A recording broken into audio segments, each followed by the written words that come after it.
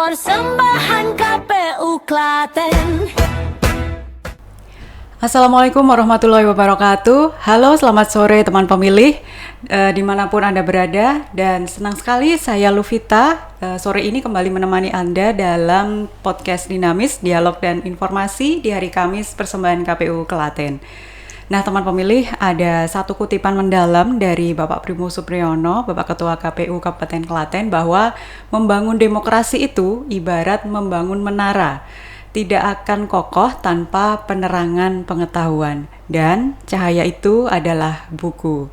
Nah, bertepatan dengan momen Hari Buku Sedunia pada tanggal 23 April nanti, kita akan membedah kondisi literasi kita bersama beliau, Ketua KPU Kabupaten Klaten, Bapak Primus Supriyono. Selamat sore, Bapak. Selamat sore. Apa kabar? Sehat, baik. Alhamdulillah ya.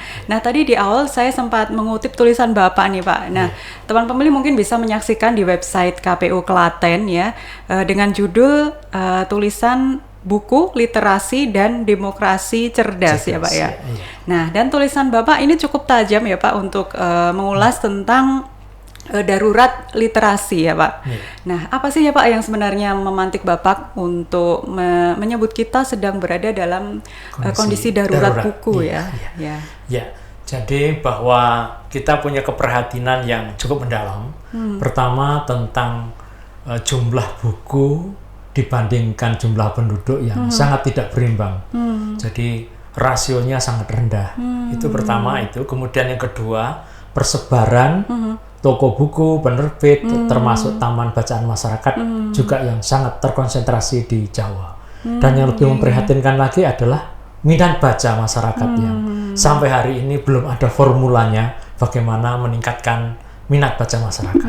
Nah, kondisi ini kalau diteruskan maka akan kita berada dalam titik darurat literasi. Ya. Nah, seperti juga yang saya baca dalam tulisan Bapak ya, mungkin teman pemilih nanti bisa yang sudah membaca mungkin sudah tahu juga ya. Ada angka yang cukup mengejutkan ya teman pemilih, minat baca masyarakat hanya 0,001% ya Pak. Berarti kan 1 banding 1000 dari orang yang rajin membaca ya. Di antara 1000 hanya 1 orang yang rajin membaca seperti itu ya Pak ya. Nah, bagi teman pemilih yang mendengar ini tentu kan mungkin itu angka yang kecil. Tapi kalau menurut Bapak apa faktor utamanya, Pak? Ya, coba kalau kita bayangkan dari 1000 orang hanya ada satu yang rajin membaca. Saya kira kalau buku ini sebagai jendela informasi, berarti setiap 1000 orang hanya 1 orang yang memiliki pengetahuan yang cukup untuk membaca, menulis, termasuk kemampuan untuk mengatasi masalah. Nah, faktor utamanya ada cukup kompleks sehingga sampai hari ini kita belum ada formula yang tepat. Nah, menurut saya pertama, memang akses masyarakat terhadap buku yang rendah. Kemudian yang kedua budaya. Budaya kita lebih pada budaya lisan, bertutur, mendengarkan daripada membaca. Kemudian faktor berikutnya adalah memang keteladanan orang tua dan para tokoh dalam hal membaca itu juga sangat rendah. Itu di rumah. Kemudian yang kedua, di sekolah itu juga sangat terlambat untuk memulai membudayakan baca. Jadi baca, tulis, hitung itu hanya boleh ketika anak berusia 7 tahun atau lebih. Padahal usia emas itu justru terjadi antara umur 2 sampai 6 tahun. Nah, ketika 2 sampai 6 tahun ini kita lewat, tidak kita biasakan untuk gemar membaca, ya lewat. Nah, inilah kondisi yang menyebabkan kenapa jumlah orang yang membaca di Indonesia itu sangat rendah sekali. Nah, menarik Pak, itu nanti akan saya bahas belakangan ya Pak soal Kalistung tadi ya Pak ya, menarik.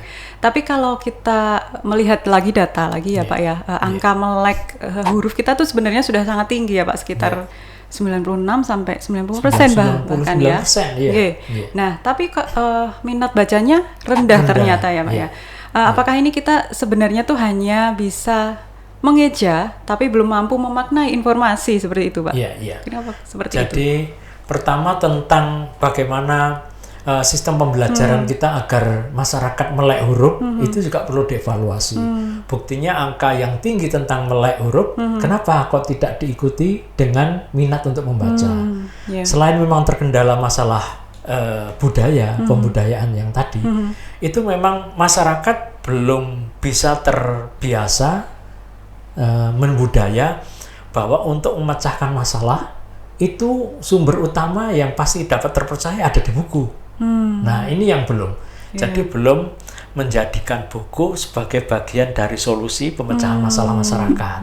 Nah, dan barangkali memang variasi dan jumlah buku kita itu belum cukup menarik, belum cukup memadai, belum menjawab kebutuhan masyarakat. Bahwa kesulitan, keprihatinan masyarakat belum dijawab oleh buku. Jadi memang ini dua hal yang kedua-duanya harus kita bangun. Pertama, bukunya harus menarik sesuai dengan kebutuhan masyarakat, menjawab tantangan masyarakat. Yang kedua, memang minat yang untuk orang membaca. Itu yang memang menjadi persoalan serius di negeri kita. Gitu. Tapi kalau untuk distribusi buku, Pak, tadi kan 90% masih di Pulau Jawa. Kalau di Klaten sendiri seperti apa, Pak? Ya, secara umum memang jumlah penerbit dan toko buku itu memang 90% memang hanya terdistribusi di Pulau Jawa. Nah, Klaten beruntung ada di Pulau Jawa. Nah, sungguh pun demikian, kalau kita lihat jumlah kunjungan masyarakat ke perpustakaan daerah, kemudian ke taman bacaan masyarakat, itu saya kira juga belum. Bahkan di Klaten saya lihat beberapa kali ada namanya mobil keliling yang merupakan perpustakaan keliling gitu.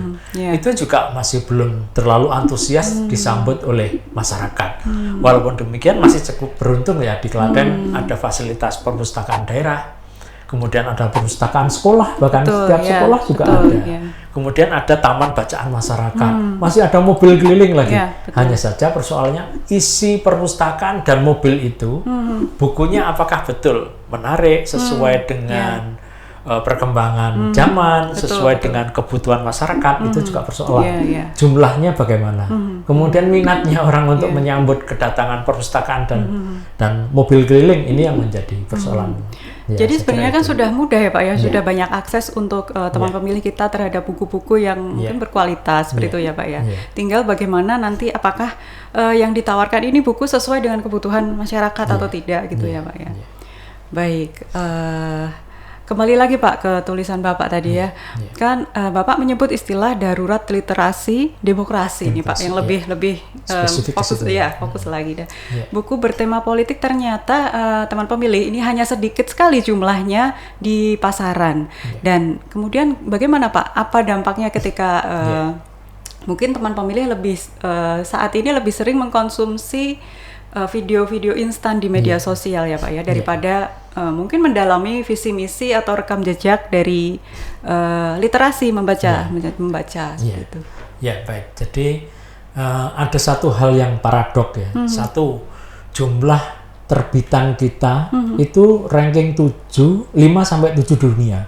Ada 128.000 pada tahun 2025, kemudian tahun 2026 ini jumlah terbitan kita ada 135.000 judul buku dalam tahun itu, iya, cukup besar. Namun demikian bahwa oplah per judul buku kita cukup rendah. Setiap judul buku hanya dicetak 1.000 sampai 3.000. Jelas ini tidak memenuhi dibandingkan dengan populasi penduduk. Kemudian berikutnya, kalau jumlah judul buku per tahun kita hanya antara 7 sampai 8.000, masih kalah jauh dibandingkan Malaysia misalnya, yang 10.000 judul buku per tahun. Itu masalah pertama.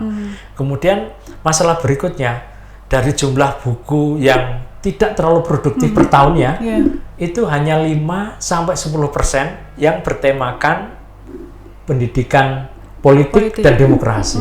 Selebihnya dikuasai oleh buku-buku pelajaran atau pendidikan. Nah, oleh karena itu, jika ini tidak diatasi, maka proporsi 5 sampai 10% judul buku yang berkaitan dengan demokrasi ini sangat kurang dibandingkan dengan jumlah penduduk. Padahal bagaimana kehidupan politik ini sangat mempengaruhi seluruh kehidupan. Nah, ini yang saya maknai sebagai darurat literasi demokrasi, karena jumlah buku yang berkaitan dengan politik demokrasi sangat rendah. Dan kalau kita lihat itu bobotnya perpustakaan dan sangat akademik. Masyarakat itu sangat membutuhkan bacaan tentang politik dan demokrasi yang tidak terlalu akademik sekali dan mudah dicerna oleh masyarakat secara awam. Padahal yang punya hak pilih masyarakat itu sangat awam. Nah, oleh karena itu kalau buku pendidikan politik dan demokrasi masih terlalu akademik, susah dikonsumsi secara mudah oleh masyarakat secara luas, ini sangat menjadi darurat secara literasi demokrasi bagi masyarakat. Berarti kan memang ya literasi ini menjadi perisai ya ibaratnya ya Pak ya untuk teman pemilih dalam menghadapi mungkin hoax, mungkin juga politik uang seperti itu ya Pak, informasi terkait dengan bagaimana sistem politik kita seperti itu ya Pak ya, mungkin bisa dikemas dengan lebih mudah bagaimana supaya lebih mudah diterima oleh masyarakat gitu ya. Ada lagi nih Pak poin menarik lagi nih soal nah itu tadi kalau dulu masyarakat masih banyak yang suka membaca. Kalau sekarang membaca gadget ya Pak ya. Walaupun di gadget juga bisa membaca mungkin buku secara PDF nih Pak ya. Nah tapi untuk dalam hal ini mungkin yang lebih ke scroll nih Pak, scroll berita seperti itu. Nah Bapak melihat penggunaan gadget saat ini sudah sampai pada tahap adiksi ya Pak ya, dan pada akhirnya menurunkan fokus ya. Bagaimana nih Pak cara kita menyeimbangkan nanti? Iya, jadi orang membaca buku dengan membaca informasi yang dari gadget, apalagi yang bentuknya pendek dan lebih pada audiovisual itu sangat berbeda dampaknya. Bagi teman-teman pemilih masyarakat yang masih gemar membaca buku, itu kemampuan analisanya lebih tajam. Karena dia akan mempunyai effort yang lebih serius, lebih maksimal dalam menggunakan kapasitas otaknya untuk mencerna pengetahuan yang dia baca, kemudian menganalisa bagaimana relevansinya dengan praktek hidup sehari-hari. Nah, oleh karena itu, menurut saya akan sangat berbahaya jika penggunaan gadget ini tidak manage ya dengan baik. Walaupun memang penggunaan gadget di era ini sebuah keniscayaan tidak bisa ditolak, namun penggunaannya saya kira harus mulai dikelola dengan baik. Oleh karena itu orang tua mempunyai peran yang sangat penting ini, ya memberikan keteladanan, membatasi penggunaan gadget hanya jam-jam tertentu. Kemudian para guru juga bagaimana membiasakan anak itu untuk pergi ke perpustakaan. Ada tugas pembiasaan, tugas pembelajaran yang anak pergi ke perpustakaan, membaca, mencatat, mempresentasikan. Nah itu mengasah kemampuan anak untuk mempunyai kemampuan analisa yang baik. Saya kira itu. Iya betul. Nah kembali ke Kalistung tadi Pak, saya ingat anak-anak jadi saya ingat Kalistung tadi Pak. Nah itu berarti kan mulai diajarkan kelas 1 kelas 1. Jadi umur 7 tahun baru boleh membaca, menulis dan hitung. Kan sangat terlambat itu. Oh barangkali mungkin Pak kalau di usia sekolah ya, prasekolah itu apa namanya? KBTK ya, kelompok bermain umur 2 tahun itu sudah hendaknya mulai dikenalkan gitu. Ya walaupun masih banyak gambar daripada teks, tapi anak sudah harus dibiasakan akrab dengan buku dulu sampai pada akhirnya mempunyai kemampuan untuk membaca. Ya mungkin kalau yang saya lihat saat ini mungkin kalau di tingkat prasekolah atau TK gitu mungkin dikenalkan praliterasi gitu Pak ya.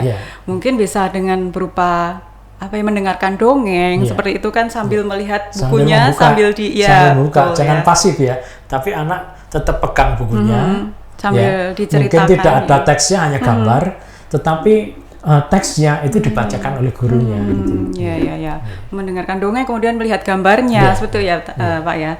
Kemudian juga mungkin pada akhirnya nanti bisa memahami konteks ceritanya seperti itu. Mungkin itu pra-literasi ya sebelum diajarkan benar-benar untuk membaca seperti itu ya Pak. Baik Pak. Selanjutnya mungkin pesan dan harapan nih Pak. Pak Primus kan membangun demokrasi cerdas ini kan sebuah pekerjaan yang besar ya Pak ya. Betul. Nah dari sisi KPU Klaten sendiri bagaimana nih upaya Pak Primus dan juga tim agar kanal informasi seperti media sosial kita dan juga website itu juga untuk bisa menjadi semacam buku digital nih Pak. Buku digital tentunya yang menarik juga bagi teman pemilih untuk membaca.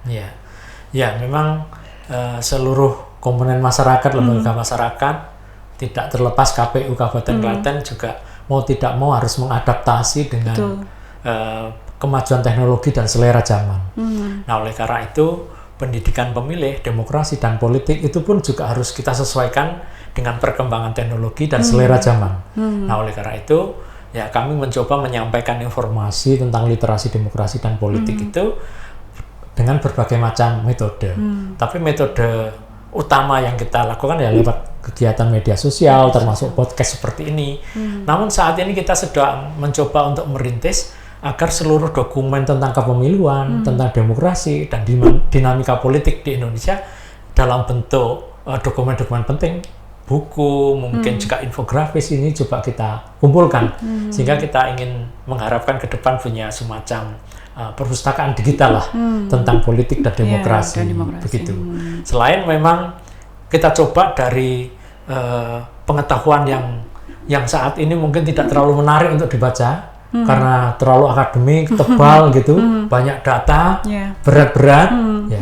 Nah, ini kami coba kita narasikan dalam bentuk yang pendek dengan gaya bahasa yang mungkin lebih sederhana. Juga kita tunjang dengan infografis. Nah, ini yang kita coba sebarkan lewat media sosial, yang kita ajak masyarakat untuk merasa penasaran ya dengan info-info pendek ini yang menarik gitu. Tetapi rasa penasaran itu kita giring atau kita ajak untuk mencari sumbernya, yaitu ke website KPU yang mungkin kita akan siapkan informasi-informasi yang sifatnya lebih lengkap bagi masyarakat yang pengen melakukan penelitian, kajian, atau mungkin menyiapkan suatu makalah dan seterusnya. Itu bagi menyusun program kerja tertentu mungkin di lembaga dan seterusnya, itu akan coba kita siapkan lewat website kita lah, kurang lebih begitu, dalam bentuk perpustakaan digital. Ya, jadi intinya adalah segala informasi kepemiluan, terutama di Klaten ini ya Pak ya. Kita berusaha untuk sajikan di website dan juga sajikan di media sosial kita ya Pak. Baik, semoga nanti bisa segera kita lengkapi data-data ya Pak ya. Dan ternyata memang tidak, kalau KPU ini kan salah satunya kan ada hasil-hasil pemilu itu ya memang angka ya Pak ya. Angka mungkin bisa dipahami dengan infografis, mungkin lebih bisa dipahami oleh masyarakat seperti itu nih Bang. Baik Pak Primus, sebagai penutup, apa pesan Bapak nih untuk seluruh teman pemilih di Klaten dalam menyambut Hari Buku Sedunia? Jadi ada satu pernyataan yang saya tulis di dalam artikel saya, bahwa buku itu adalah jendela informasi. Jangan sampai jendela informasi itu tertutup oleh layar gadget. Walaupun tetap kita sediakan ada gadget, tapi buku harus menjadi tempat utama terpercaya untuk mencari informasi kebenaran dan juga solusi bagi berbagai permasalahan masalah yang sedang kita hadapi. Jadi buku harus menjadi solusi hidup lah. Buku ya Pak. Kembali lagi ke buku, bukan ke gadget ya Pak ya. Gitu. Baik. Baik, terima kasih Pak Primus sudah hadir di podcast edisi kali ini. Dan teman pemilih, mari kita pastikan bahwa menara demokrasi kita tetap kokoh dan dengan cara terus menyalakan cahaya literasi. Saya Luvita pamit, salam literasi dan sampai berjumpa di episode selanjutnya. Wassalamualaikum warahmatullahi wabarakatuh.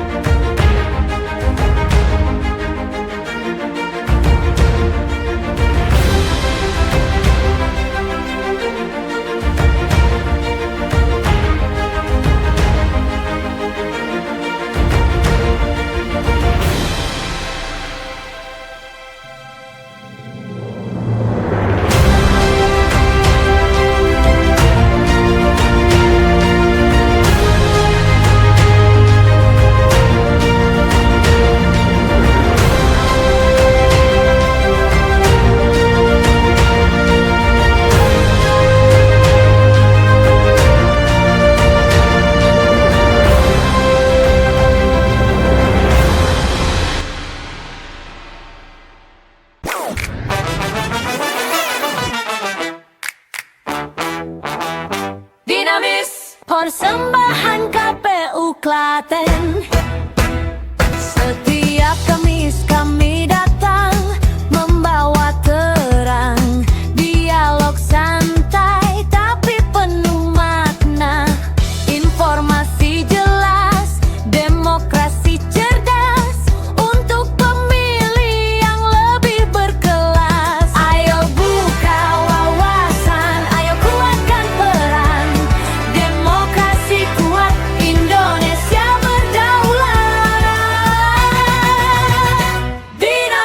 saya akan berpijak seterusnya. Dia